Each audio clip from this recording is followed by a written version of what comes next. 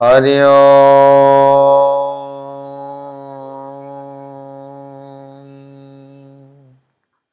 यं ब्रह्मा वरुणेन्द्ररुद्रमरुतस्तुन्वन्ति दिव्यैस्तवे ऋग्वेदे साङ्गपदक्रमोपनिषद्गायन्ति यं सामगा ध्यानावस्थिते तद्गतेन मनसा पश्यन्ति यं योगिनो यस्यन्दं न विदो सुरासुरगणा देवाय तस्मै नमः। प्रिय श्रीमद् भगवद गीता श्रोता मंडली आपण मानक आमर दिव्य कथा आख्यान चैनल को स्वागत जनाऊँगी। आपण माने श्रीमद् भगवद गीता प्रथम अध्याय 18 अध्याय पर्यंत प्रत्येक श्लोकर व्याख्या सह तार भावार्थ शुणिबार सुयोग नेउछन्ति। तेबे आसंतु आज आमे शुणिबा प्रथम अध्याय 20 श्लोक बा 20 नंबर श्लोक एवं 21 श्लोकर व्याख्या अधा। तेणु तांको भितरे आमे कौन लिखिछन्ति कौन कहिछन्ति व्यासदेव शुणिबा। कहिछन्ति धृतराष्ट्र प्रथम श्लोक रे निजर पुत्र और पांडवानंकर पुत्रंग विषय प्रश्न करिथिले। संजय द्वितीय श्लोक ठारू 19 श्लोक पर्यंत ताहार उत्तर देथिले। एबे आमे श्रीमद् भगवद गीतार 20 नंबर श्लोक अर्थात भगवद गीता प्राकट्यर प्रसंग आरंभ केमिति हिछि आमे से संबंध रे जानिबा। तेबे 20 नंबर श्लोक रो आवृत्ति करिबा। अथ व्यवस्थितां दृष्ट्वा धार्तराष्ट्रान् कपिध्वजः प्रवृत्ते शस्त्र संपाते धनुरुद्यम्य पांडवः। ये 20 नंबर श्लोक एवं 21 नंबर श्लोकर गोटे पाद ऋषिकेशं तदा वाक्य मिदमाह महीपते। यार अर्थ है महीपति कहते हे महीपति धृतराष्ट्र अथ कहते वे शस्त्र संपाते बोलते शस्त्र चालना निमंते प्रवृत्ते कहते प्रस्तुति चली तदा कहते सेते बेले धार्तराष्ट्रान अर्थ न्याय पूर्वक राज्य धारण करिथिबा राजा मानकु एवं सेमानकर साथी मानकु व्यवस्थितान व्यवस्थित रूपे सम्मुखरे दंडमायन होइथिबार दृष्टा देखी कपिध्वज कहते कपिध्वज पांडव कहते पांडुपुत्र अर्जुन धनु कहते गांडीव धनु अर्जुनंकर धनु नाम गांडीव धनु उद्यम्य कहते उत्तोलन करी ऋषिकेशम कहले अंतर्यामी भगवान श्रीकृष्ण इदम कहते यही वाक्यम कहले वचन एवं आह कहले कहिबाकू जो आम कहूचु से कथा को आह कह जाए।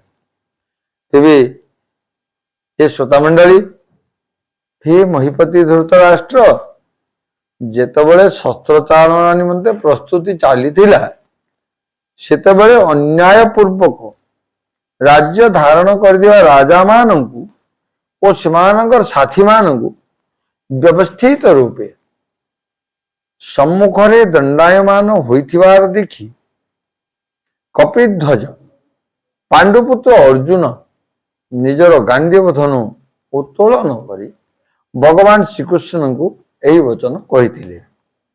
तेबे विदग्ध श्रोता मंडली आसंतु आमे यही श्लोकर संपूर्ण व्याख्या शुणिबा। अथः यही पदर तात्पर्य है इवे संजय श्रीकृष्ण और अर्जुन संवाद रूपक भगवद गीता आरंभ कर 18 अध्याय ଚଉସ୍ତରତମ ଶ୍ଲୋକରେ ବ୍ୟବହୃତ ଇତି ପଦରେ ଏହି ସମ୍ବାଦ ସମାପ୍ତ ହୋଇଛି। ସେହିପରି ଦ୍ୱିତୀୟ ଅଧ୍ୟାୟର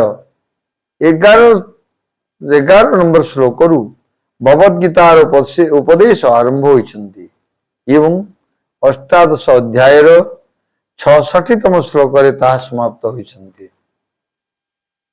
ପ୍ରବୃତ୍ତି ଶସ୍ତ୍ର ସମ୍ପାତେ ପ୍ରକୃତରେ ପିତାମହ ଭୀଷ୍ମ ଯୁଦ୍ଧ ଆରମ୍ଭରେ ଘୋଷଣା ପାଇଁ ଶଙ୍ଖ ବଜାଇ ନଥିଲେ, ବରଂ କେବଳ ଦୁର୍ଯ୍ୟୋଧନଙ୍କୁ ପ୍ରସନ୍ନ କରିବା ପାଇଁ ଶଙ୍ଖ ବଜାଇଥିଲେ।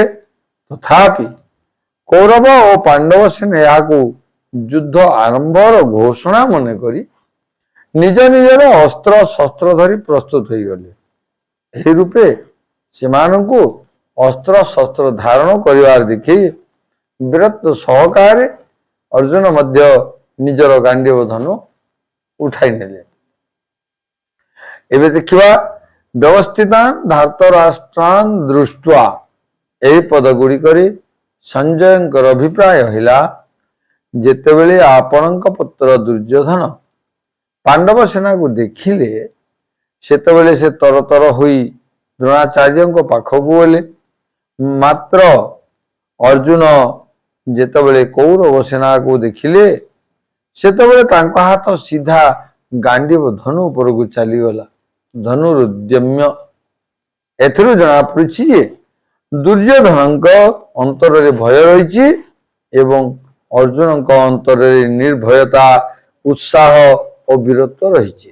ଅର୍ଜୁନଙ୍କ ପାଇଁ କପିଧ୍ୱଜ ବିଶେଷଣ ଦେଇ ସଞ୍ଜୟ ଧୃତରାଷ୍ଟ୍ରଙ୍କୁ ଅର୍ଜୁନଙ୍କ ରଥର ଧ୍ୱଜାରେ ବିରାଜମାନ ହନୁମାନଙ୍କର ସ୍ମରଣ କରାଉଛନ୍ତି। ପାଣ୍ଡବମାନଙ୍କ ବନବାସ ସମୟରେ ଦିନେ ପବନ ଅକସ୍ମାତ୍ ଏକ ଦିବ୍ୟ ସହସ୍ର ଦଳ ପଦ୍ମ ଉଡ଼ାଇ ଆଣି ଦ୍ରୌପଦୀଙ୍କ ଆଗରେ ପକାଇଦେଲେ। ତାହା ଦେଖି ଦ୍ରୌପଦୀ ବହୁତ ଖୁସି ହୋଇଗଲେ ଏବଂ ଭୀମସେନଙ୍କୁ କହିଲେ, ବୀରବର, ଆପଣ ଏପରି ବହୁତ ପଦ୍ମ ଆଣି ଦିଅନ୍ତୁ। ଦ୍ରୌପଦୀଙ୍କ ଇଚ୍ଛା ପୂର୍ଣ୍ଣ କରିବା ସକାଶେ ଭୀମସେନ ବାହାରି ପଡ଼ିଲେ। ବାଟରେ କଦଳୀ ବନରେ ହନୁମାନଙ୍କ ସହିତ ତାଙ୍କର ଭେଟ ହେଲା। ଦୁହିଁଙ୍କ ମଧ୍ୟରେ ଅନେକ କଥୋପକଥନ ହେଲା। ଶେଷରେ ଭୀମସେନ ବର ମାଗନ୍ତୁ ବୋଲି ହନୁମାନ ଆଗ୍ରହ ପ୍ରକାଶ କରିବାରୁ ଭୀମସେନ କହିଲେ, ମୋ ଉପରେ ଆପଣଙ୍କର କୃପା ରହିଥାଉ।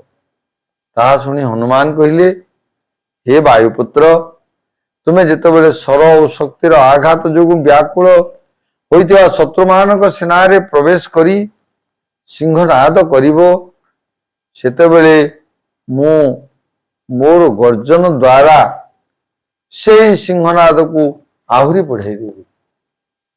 ଏହା ଛଡ଼ା ଅର୍ଜୁନଙ୍କ ରଥରେ ଧ୍ୱଜାରେ ବସି ଏପରି ଭୟଙ୍କର ଗର୍ଜନ କରିବି ଯେ ତାହା ତୁମ ଶତ୍ରୁମାନଙ୍କର ପ୍ରାଣ ହରଣକାରୀ ହେବ। ଫଳରେ ତୁମେ ସହଜରେ ନିଜର ଶତ୍ରୁମାନଙ୍କୁ ମାରିପାରିବ। ଏହି ପ୍ରକାର ଯାହାଙ୍କର ରଥର ଧ୍ୱଜାରେ ହନୁମାନ ବିରାଜମାନ, ତାଙ୍କର ବିଜୟ ସୁନିଶ୍ଚିତ। ଏବେ ଦେଖିବା ପାଣ୍ଡବ। ଧୃତରାଷ୍ଟ୍ର ତାଙ୍କ ପ୍ରଶ୍ନରେ ପାଣ୍ଡବାହା ପଦ ପ୍ରୟୋଗ କରିଥିଲେ। ଏଣୁ ଧୃତରାଷ୍ଟ୍ରଙ୍କୁ ବାରମ୍ବାର ପାଣ୍ଡବଙ୍କ କଥା ସ୍ମରଣ କରାଇବା ପାଇଁ ସଞ୍ଜୟ ପାଣ୍ଡବ ଶବ୍ଦ ପ୍ରୟୋଗ କରିଛନ୍ତି। ଋଷିକେଶମ ତଦା ବାକ୍ୟ ମିଦମାହ ମହିପତେ। ଏହାର ଅର୍ଥ, ପାଣ୍ଡବ ସେନାକୁ ଦେଖି ଦୁର୍ଯ୍ୟୋଧନ ଗୁରୁ ଦ୍ରୋଣାଚାର୍ଯ୍ୟଙ୍କ ନିକଟକୁ ଯାଇ ଚାତୁର୍ଯ୍ୟ ଭରା ବଚନ କହିଲେ। କିନ୍ତୁ ଅର୍ଜୁନ କୌରବ ସେନାକୁ ଦେଖି ଜଗଦ୍ଗୁରୁ, ଅନ୍ତର୍ଯ୍ୟାମୀ ତଥା ମନ ବୁଦ୍ଧିର ପ୍ରେରକ ଭଗବାନ ଶ୍ରୀକୃଷ୍ଣଙ୍କୁ ବୀରତ୍ୱପୂର୍ଣ୍ଣ, ଉତ୍ସାହବର୍ଦ୍ଧକ ଓ କର୍ତ୍ତବ୍ୟପୂର୍ଣ୍ଣ वचन कहते। तेबे हे विदग्ध श्रोता मंडली, आपण मैंने शुणुले एवं श्रीमद् भगवद गीता प्रथम अध्याय 20 नंबर श्लोक पूरापूरी एवं 21 नंबर श्लोकर गोटे पाद। यही कार्यक्रम आपण मैंने शुणु था, देखु था, श्रीमद् भगवद गीता मनन करू था, ध्यान करू था एवं हरिचरणाश्रित ही रही था। समस्तंकर मंगल कामना करी रहुछि परवर्ती अध्याय पर्यंत। हरि ओम तत्सत।